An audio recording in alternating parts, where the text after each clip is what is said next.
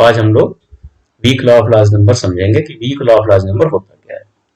तो बेसिक चीज है वो ये है कि जो बेसिक आइडिया है कि आपको पता है कि अगर हम किसी अनबायस्ड या फेयर कॉइन को लगातार कई बार लंबे समय तक अगर हम उसको टॉस करें तो 50% हमको हेड मिलना चाहिए और 50% टाइम्स रफली हमको टेल मिलना चाहिए।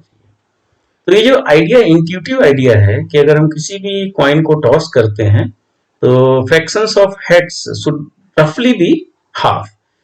Intuitive idea, we can convert this into mathematical idea, and that idea is known as law of large numbers. So today in my lecture we are going to discuss what is the law of large numbers. So there are basically two kinds of law of large numbers. One is weak law of large number and another is strong law of large number. So first we see what is law of large number and how it is related with the that intuitive idea. So how we can convert that intuitive idea into mathematical one. So if you see in the notes, what we are going to say that if in n identical trials, event A, any event A occurs new times, and if n is very large, then nu by n should be near the probability P of A. That means अब किसी भी experiment में अगर कोई experiment n times repeat करें और identical trials हो, identical will discuss later what is the meaning of identical. तो अगर आइडेंटिकल ट्रायल्स हैं और आप उनको रिपीट करते हैं n टाइम्स और न्यू टाइम्स आपको कोई एक इवेंट मिलती है A जिसमें आपका इंटरेस्ट है, so nu divided by n, so this is the proportion of success, एक प्रकार से आप कह सकते हैं, which you are getting for that event. So that nu by n, intuitively this must be very near to the probability of getting that event if n is large. So that is the idea. But the problem is there are two things. One is the identical trials. That means what is the meaning of identical trials? And another is what is the meaning of near? Because near, far, all these are relative terms. तो real analysis में भी आपने देखा, कई जगह आप देखा कि हम लोग जब सीक्वेंस के कन्वर्जेंस को देख रहे थे तो हम कह रहे थे सीक्वेंस यहाँ कन्वर्ज करती है, तो हमने आइडिया बेसिकली क्या दिया था, हमने एक डिस्टेंस मेजर करी थी और डिस्टेंस में हमने देखा कि हम एक एप्सिलॉन लेकर के आते थे। ठीक उसी तरीके का यहाँ भी हम कुछ करेंगे। तो अगर आप ध्यान से देखें तो for this purpose we translate identical trials as Bernoulli trials. So that means what is identical? We are calling that Bernoulli trials. और Bernoulli trials होगा, that means उसकी probability of success होगी. So that we are considering small p. So small p is the probability of success of that Bernoulli trial. Now, if you repeat Bernoulli trials, you know that whether you will get success or failure. So we represent success by 1 and failure by 0. So if I repeat it n times, then there may be a sequence of 1 1 0 1 type. So if you add all these ones, then you will get how many successes you are getting. So if I denote capital S subscript n is the number of success in n trials. Okay, so now what you have n trials and Bernoulli trials and your capital Sn, which represents the number of success in n trials. If you take Sn upon n, Sn upon n means number of success divided by total number of trials.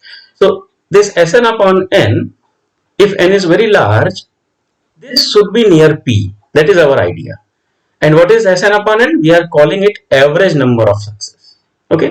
So we want Sn upon n and P, they must be very near to each other. That means now near in what sense? So we will see that near in probabilistic sense. So we will find Sn upon n minus P modulus of that. If you see of this Sn upon n minus P, the difference between these, we are saying that this difference exceeds epsilon, and what is the probability of this? That means probability that this difference will exceed epsilon. So intuitively, if Sn upon n and P are near to each other, then this difference, this probability must go to 0. So we are going to write it down, probability of mod Sn minus Np greater than n epsilon, which by Chebyshev inequality, you know that Sn is now, if Sn is the sum of Bernoulli trials, then it is a binomial distribution, and binomial has a mean n into p, so it is written as Sn minus its mean. So now you can use the Chebyshev inequality, which says that this is less than or equal to expected value of Sn minus np whole square. That means Sn and its mean whole square. So it is a variance of Sn, and variance of Sn is nothing but n into p into 1 minus p, and it divides by n square epsilon square, which is this constant. So if you see this p1 minus p is a constant, epsilon is a constant. Now it will cancel out 1n, and it will be 1 upon n kind of thing. 1 upon n, you know that it goes to 0 whenever n goes to infinity. So this probability, that probability of modulus Sn minus p greater than epsilon, this goes to 0 whenever n is large. This says that when you increase the number of trials, average number of success and the probability of that event, they will be close to each other. And close in what sense? You take any epsilon positive, this probability will converge to 0. So if you reverse this inequality, if you make it less than or equal to 1, it will go to 1. That means Sn by n and p, they will be very small, so this probability will be 1. So that is the idea, basic idea of weak law of large number. So if you see it carefully, what it says just simply that Sn upon n converges to a small p in probability. So it is actually convergence in probability. So that is the idea of this. So this is known as classical or weak law of large numbers. So I repeat once again, you have a Bernoulli trial. That means you have sequence of 1, 1, 0 kind of things. You add them. That means if I convert it into random variables, you have x1, x2, x3 dot random variables, and you find Sn, which is x1 plus x2 plus x3 plus xn. And if you find out Sn upon n, so if you see it, Sn upon n is nothing but x1 plus x2 dot xn upon n. That means the xn bar. So what we are saying, that xn bar minus p, probability of that modulus greater than epsilon is going to 0. That means xn bar converges to p in probability. So now we generalize it. How we generalize it? There are three things. One is Sn, then you are subtracting np, then you are dividing it by n. There are three things. Sum of random variables Sn minus np divided by n. This np we can replace by some another sequence, because this depends upon n. This is small n which we are dividing, it is also depending upon something. So now we are going to write in general definition. So that says, let xn be a sequence of random variables, and let Sn is sum of xk, where k varies from 1 to n. We say that xn obeys the weak law of large numbers, and in short WLLN, with respect to the sequence of constants Bn, where Bn is positive and it is increasing, and if there exists a sequence of real constants An such that, Sn minus An divided by Bn, this Bn inverse means divided by Bn.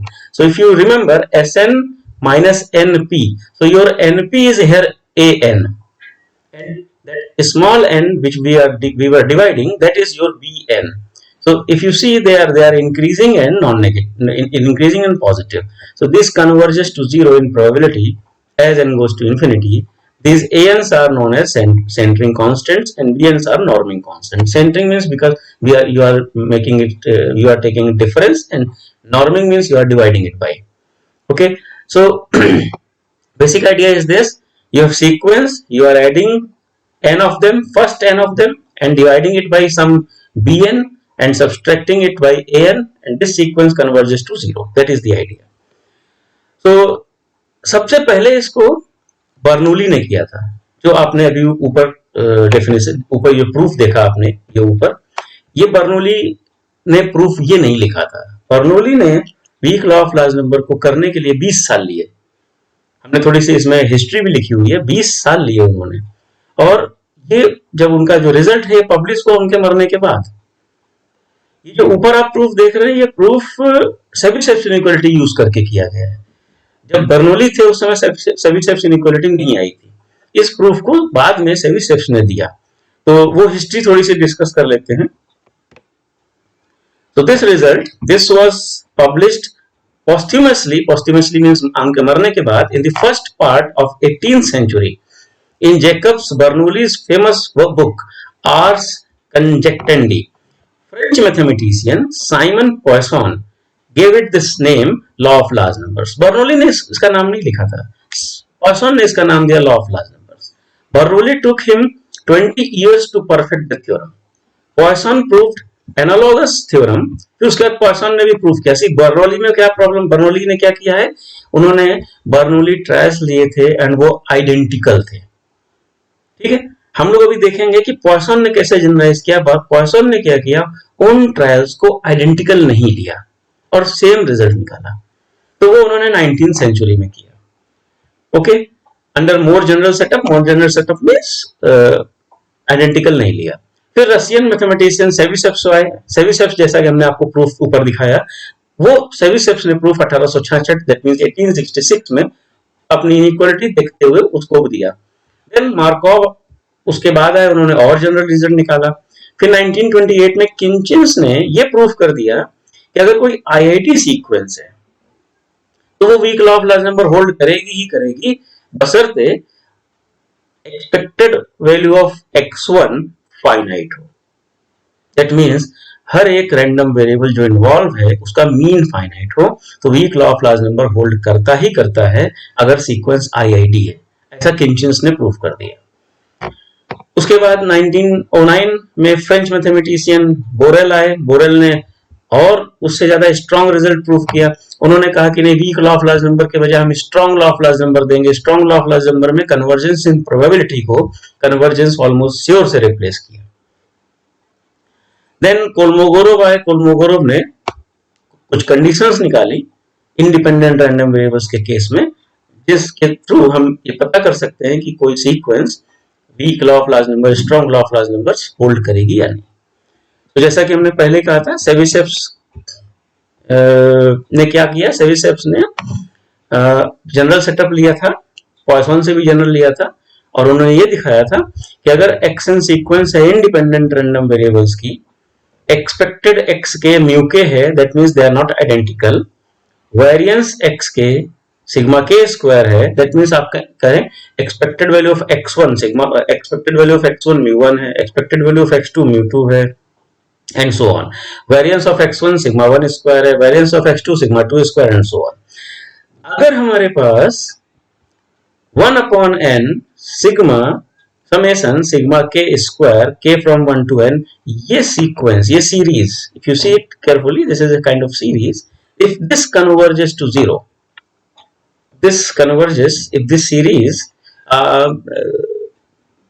yeah, this you can call it series. If this converges to 0, as n goes to infinity, then it says that Sn minus expected Sn means ये आपका an है general setup में, divided by n.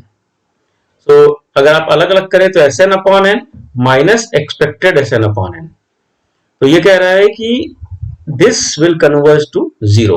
अगर आप इसको separate करते हैं तो Sn upon n will become xn bar, expected Sn upon n will become mu n bar, and what you are saying, xn bar minus mu n bar converges to 0, or you can say that xn bar converges to mu n bar in probability.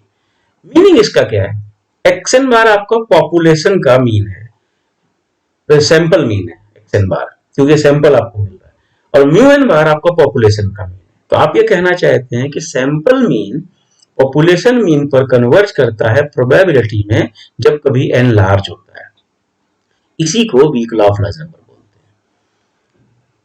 Now there is a note that if this condition which is going to 0, this is sufficient condition, क्योंकि जब कभी भी ऐसा होगा ये होगा, but this is not necessary condition. ये sufficient है, सफिशिएंट मींस जब कभी भी 1/n² summation k from 1 to n sigma k² 0 जाएगा तो weak law of large number hold करेगा। लेकिन weak law of large number hold कर सकता है ये 0 ना भी जाए तब भी। ठीक है, क्लियर? तो ये कह रहा है कि अगला स्टेटमेंट हमारा ये है कि this says that C and what is this, we are talking about note 1/n² sigma k² goes to 0.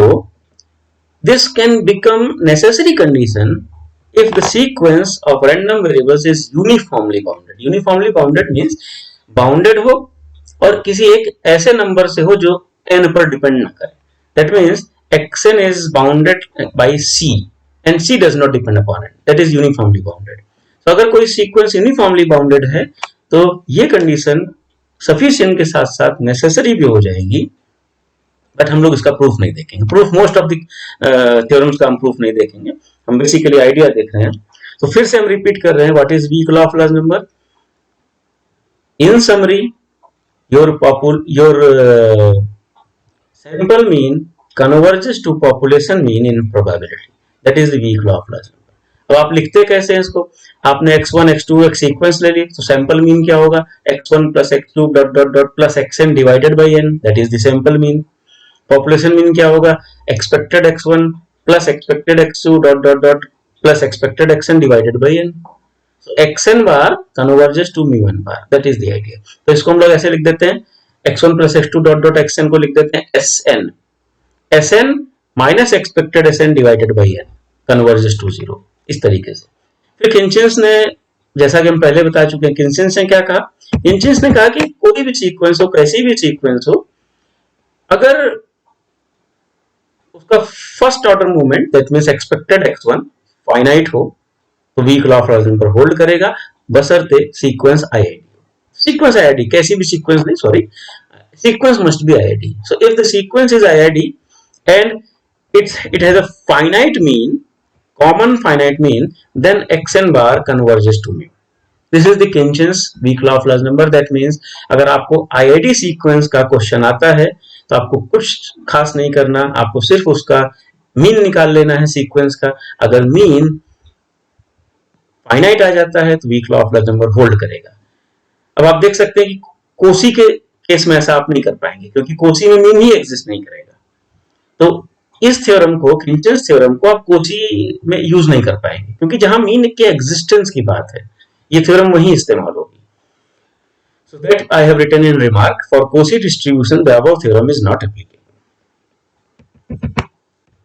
Poisson distribution, Poisson हमने जैसे आपसे पहले कहा था कि सबसे पहले बर्नौली ने क्या किया था? बर्नौली ने किया था कि बर्नौली सीक्वेंस ली थी, इंडिपेंडेंट ली थी और आइडेंटिकल ली थी। पॉइसन ने क्या किया? आइडेंटिकल हटा दिया। तो उन्होंने कहा a sequence of independent trials be such that the probability of success of an event A in the kth trial is pk। Okay, that means अब हर ट्रायल में प्रोबेबिलिटी ऑफ सक्सेस अलग अलग है। और दूसरा इन्होंने क्या जनरलाइज किया? इन्होंने एक से ज्यादा ऑप्शंस को सक्सेस पे और दो में बदल दिया। तो प्रोबेबिलिटी ऑफ सक्सेस pk है, that means it depends upon the trial. So now they are not identical, but the result is same.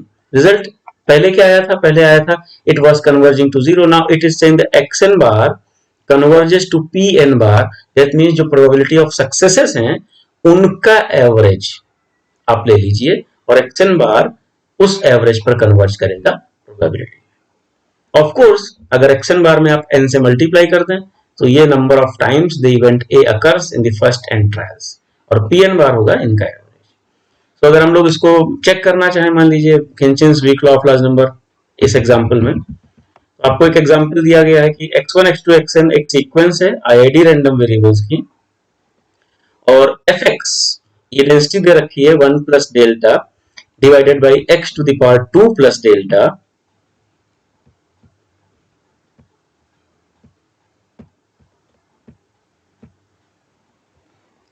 if x is greater than or equal to 1, 0 otherwise, and where delta is positive. So what you are going to do, first of all find out what is expected mod x. Why I am taking mod x? Because we have to find out absolute movement, and this absolute movement is, if it is finite, then expected x will be finite. Okay, so expected mod x usually आप क्या करेंगे, integral minus infinity two plus infinity mod x F x D x, हमने वही किया हुआ है, और उसको सॉल्व करके जो आंसर आता है 1 plus delta divided by delta, जो कि आई होप आप सब लोग एमएससी में तो वो तो कर ही लेंगे. So this comes out to be 1 plus delta divided by delta, which is a finite number. So if you use Khinchin's weak Laplace number, what it says, if there is a sequence and it has a finite mean, then weak Laplace number holds. So it has a finite mean and therefore weak Laplace number holds. That means xn bar, which will converge to the population mean, which is 1 plus delta by delta. अब दूसरा example देख सकते हैं, एक और. Consider a sequence of independent random variables xn such that probability of xk, which takes k to the power alpha value or minus k to the power alpha value with half probability. That means it takes two values plus k to the power alpha or minus k to the power alpha with probabilities half and half. Of course, it is a discrete distribution and it depends upon k, because x1 take value 1, x2 take 2 to the power alpha, x3 take 3 to the power alpha, so they are not identical also. Okay, so आप यहाँ पर Khinchin's weak Laplace number आप use नहीं कर सकते, because they are not identical. So सबसे पहले हम क्या करेंगे, हम निकालेंगे expected xk. कोई भी देख सकता है कि प्लस माइनस वैल्यूज ले रहा है हाफ प्रोबेबिलिटी से दोनों, तो expected xk comes out to be 0. Variance xk will be nothing but expected xk square, because expected xk is 0. Because variance xk is expected xk square minus expected xk whole square, but expected xk is 0, so it becomes only expected xk square, and if you find out, it will come out to be k to the power 2 alpha. Okay, now we have to use that result which we have given here. This result we have to use, this Chebyshev's weak Laplace number. What it says कि अगर mean आपका mu K है, variance sigma के square है, तो आप 1 upon N square summation sigma के square निकालिए. अगर ये 0 की तरफ कन्वर्ज करता है तो वीक Laplace नंबर होल्ड करेगा. So now we are going to use that result here. That means we have to find out summation sigma के square, which is summation k from 1 to n k to the power 2 alpha. Now excuse me, ये summation निकालने का मतलब क्या है, आप निकालना चाहते हैं 1 to the power 2 alpha plus 2 to the power 2 alpha plus 3 to the power 2 alpha plus dot dot dot. It is a little difficult अगर आप डायरेक्ट इसको देखते हैं, बट आयलर ने एक समेशन फॉर्मूला दिया था इस तरीके की सीरीज को फाइंड आउट करने के लिए, जब n लार्ज हो. ये कहते हैं कि इसको आप इंटीग्रल में कन्वर्ट कर दीजिए. k to the power 2 alpha, you can convert it x to the power 2 alpha dx, और k starts from 0 to n. एक बार याद करिए, हमने आपको ग्राफ बना करके दिखाया था कि किसी भी ग्राफ से अगर हम इंटीग्रल्स निकालना चाहें तो इंटीग्रल्स कैसे ब्रेक करके निकाल सकते हैं. and plus rn, so this rn can be neglected for large n. so that means जब कभी भी n large होगा, so this will be only 0 to n x to the power 2 alpha dx, and if you integrate it out, it will come out to be n to the power 2 alpha plus 1 divided by 2 alpha plus 1. Now हमको निकालना है 1 upon n square this summation, so this comes out to be this. Now हम चाहते हैं कि ये जो भी नंबर ये है ये 0 पे कन्वर्ज करे. Now see it very carefully, this is n to the power 2 alpha minus 1.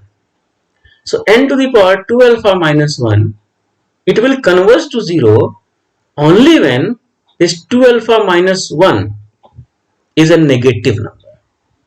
This 2 alpha minus 1 is a negative number. That means तब ये क्या होगा, 1 upon n के फॉर्म में होगा और तब ये 0 पर जाएगा. So that I have written 2 alpha minus 1 is negative. But remember one more thing, which is very, very important. Many times students ignore it, which is this. हमने अपने नोट्स में उस चीज को लिखा नहीं है. And what is that? That is this.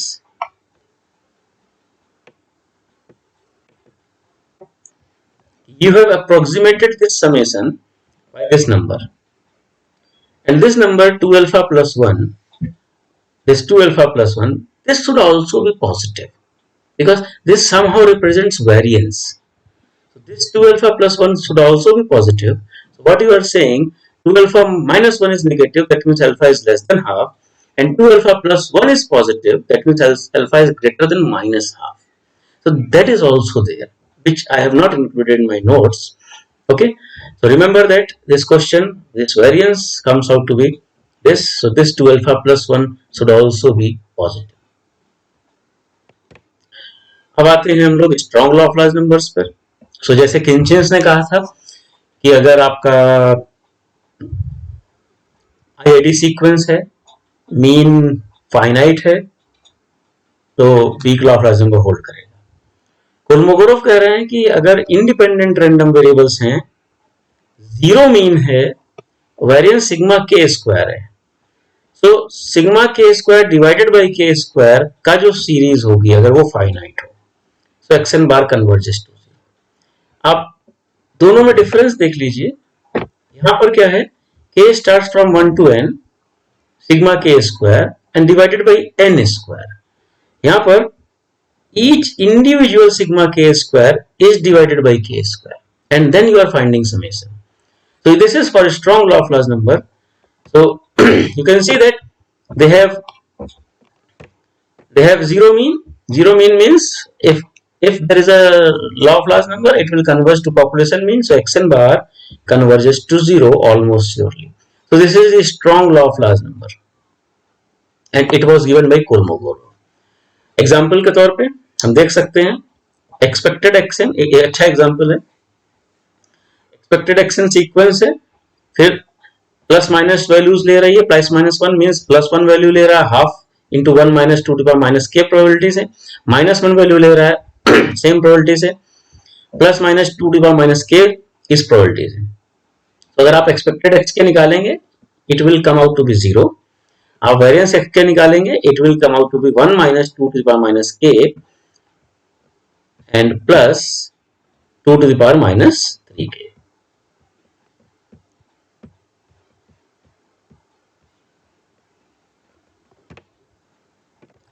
Now what is sigma k square upon k square?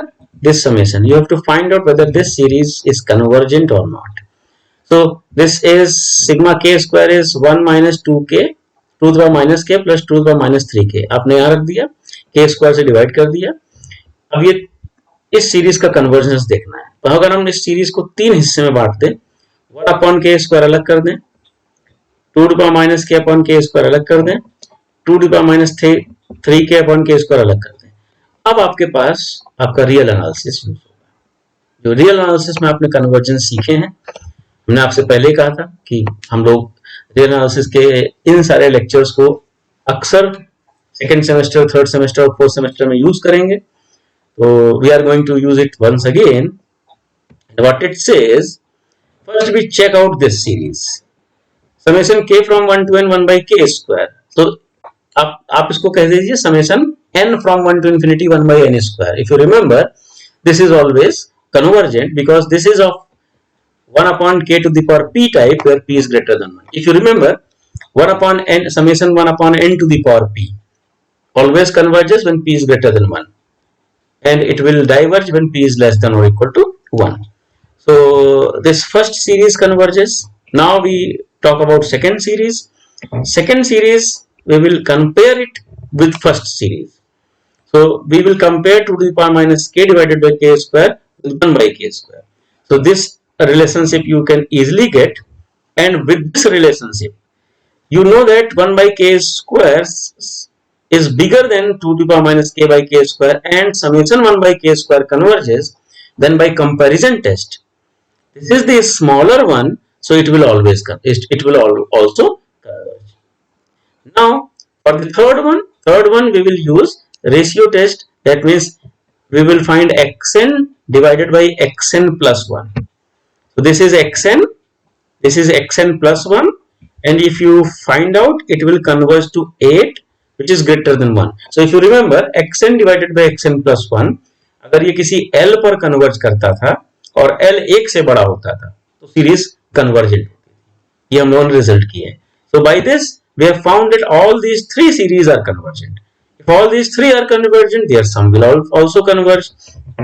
So इनका सम भी कन्वर्ज करेगा और सम कन्वर्ज कर गया मतलब हमारा ये कन्वर्ज कर जाएगा। इसका मतलब कि हमारी ये strong law of large number hold कर जाएगा इसमें। तो कॉरलरी कह रही है कि इंडिपेंडेंट है, एक्सपेक्टेड एक्स के म्यू के, वेरिएंस एक्स के सिग्मा के है। सो ये तो वही चीज लिखी है।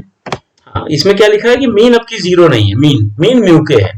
कोई बड़ी भारी बात नहीं है। हम चाहे तो एक नया रैंडम वेरिएबल डिफाइन करें y के, विच इज एक्स के माइनस म्यू के, एक्सपेक्टेड y के जीरो हो जाएगा और वेरिएंस पर कोई फर्क पड़ेगा नहीं। तो सेम रिजल्ट, हमारा same assumption will give us that xn bar minus mu one bar goes to zero. That means xn bar converges to mu n bar. तो ये पर बड़ा इजी है प्रूफ करना। आपको सिर्फ क्या करना पड़ेगा, एक्स के माइनस म्यू के को एक नया रैंडम वेरिएबल y के मानना पड़ेगा और आप दिखा सकते हैं कि y के strong law of large number को होल्ड करेगा। तो वहां से ये रिजल्ट आ जाएगा। So that means overall idea is this कि अगर individual variance divided by k square, इससे जो सीरीज बनेगी, अगर ये सीरीज कन्वर्ज करेगी तो strong law of large number hold करेगा। नाउ यू एज्यूम दैट कि ये इंडिपेंडेंट के साथ साथ आइडेंटिकल भी है, तो क्या होगा? तो अगर ये आइडेंटिकल भी हो जाए, या आइडेंटिकल को अभी हम छोड़ देते हैं, हम कह रहे हैं कि अगर इंडिपेंडेंट है और यूनिफॉर्मली बाउंडेड वेरिएंस है, मतलब वेरिएंस जो है वो ए से बाउंडेड है। तो देखिए वेरिएंस के ए से बाउंडेड होने से फायदा क्या होगा? हम इस सीरीज के कन्वर्जेंस की बात करते हैं। ये जो सिग्मा के स्क्वायर है, अगर ये ए से छोटा है हमेशा, तो ये series A square summation 1 by के स्क्वायर से छोटी होगी। बट समेशन 1 बाई के स्क्वायर कन्वर्जेंट सीरीज होती है, तो एक ए स्क्वायर से मल्टीप्लाई करने से भी जो सीरीज बनेगी वो कन्वर्जेंट होगी। That means this series will always convergent, so xn bar minus μn bar converges to 0। अब आप बात करते हैं कि strong law of large number Borel ने जो दिया था, बोरेल ने इंडिपेंडेंट के लिए दिया था। अगर हम इसी रिजल्ट को यूज करें तो आप देख सकते हैं कि बार्नौली ट्रायल में अगर प्रोबेबिलिटी कांस्टेंट हो तो strong law of large number भी होल्ड करता है। सी, बार्नौली ने कहा था कि weak law of large number hold करता है, पॉइसन ने कहा weak law of large number करता है, सेविसेप्स ने उसको जनरलाइज करा और कहा weak law of large number करता है, बोरेल ने कहा कि नहीं strong law of large number करता है। और आपको पता है कि almost sure convergence in probability को इंप्लाई करता है। तो जब strong law of large number hold करेगा तो वीक तो करेगा ही करेगा। तो बोरेल ने एक्चुअली इसको जनरलाइज किया, और किस आधार पर जनरलाइज किया? ये जो आपकी ऊपर कॉर्लरी दी गई है, इसी कॉर्लरी से इसको इजीली प्रूफ कर सकते हैं। कैसे? आपको पता है कि मीन होगा p और वेरिएंस होगा p1 माइनस p, और आप इजीली शो कर सकते हैं कि p1 माइनस p 1/4 से बड़ा नहीं हो सकता। तो दैट मीन्स वेरिएंस एक नंबर a जो कि यहाँ 1/4 है से बाउंडेड है। अगर वेरिएंस बाउंडेड है तो सीरीज कन्वर्ज करेगी और ये भी strong law of number hold करेगा। कोलमोगोरोव ने आइडेंटिकल के लिए क्या कहा? उन्होंने कहा अगर आईआईटी है तो जैसा खिंचेंस ने कहा था बिल्कुल वैसे ही यहां होगा कि अगर मीन फाइनाइट होगा तो xn बार म्यू पर ऑलमोस्ट श्योर कन्वर्ज करेगा। इन्होंने इसको इफ एंड ओनली इफ कहा। इन्होंने कहा अगर ये कन्वर्ज कर रहा है तो मीन फाइनाइट होगा, और अगर मीन फाइनाइट है तो कन्वर्ज करेगा। फिर ये जो थ्योरम है, ये थ्योरम हम आप लोगों को मेथड थ्योरी पढ़ाते वक्त करा चुके हैं। अगर आप देखेंगे कि xn अगर सीक्वेंस है इंडिपेंडेंट रैंडम वेरिएबल्स की, xn 0 पर कन्वर्ज कब करता है? अगर probability mod xn greater than epsilon less than finite हो, ये सीरीज अगर फाइनाइट हो। ये हमने आपको मेजर थ्योरी के नोट्स में इसको करा रखा है। तो मान लीजिए आपके पास ये एग्जांपल है कि probability xn is 0 which is 1 minus n to the power alpha, and probability xn is plus minus n, which is 1 upon 2 to the power. Now आपको करना क्या है, आपको निकालनी है probability mod xn greater than epsilon. ठीक है, ध्यान से देखिए. आपको पता है कि अगर एप्सिलॉन पॉजिटिव है, क्योंकि एप्सिलॉन तो पॉजिटिव होता है, अगर ये पॉजिटिव है तो जीरो तो नहीं आना है. जीरो नहीं आना है तो क्या आना है, जीरो नहीं आना तो सिर्फ एन आना है, क्योंकि मॉड ले लिया आपने. So it will come out to be probability mod xn is equal to n, which is, remember that this is mod xn is n, that means xn can be n and minus n both. So हम लोगों को इस probability को दो बार add करना पड़ेगा. जब आप इसको 2 टाइम्स ऐड करेंगे तो it will come out to be 1 upon n to the power alpha. अब आप अगर इस समेशन को फाइंड आउट करें, आप देख सकते हैं कि this series will converge whenever this alpha is greater than 1. So that means we can say that xn converges to 0 as n goes to infinity for alpha greater than 1. मान लीजिए आपने कहा एक्सपेक्टेड x के इस तरीके की sequence है और एक्सपेक्टेड x के 0 आएगा, वेरिएंस आपने निकाल लिया k to the power 2 alpha. Now आप इसको डिवाइड कर दीजिए. So this comes out to be k to the power this. अब आप देख सकते हैं कि this is again 1 upon k to the power p type. So p, if p is greater than 1, this is p is greater than 1, which is half alpha less than half, then this strong law of large number holds. So आज हम इतना ही करेंगे.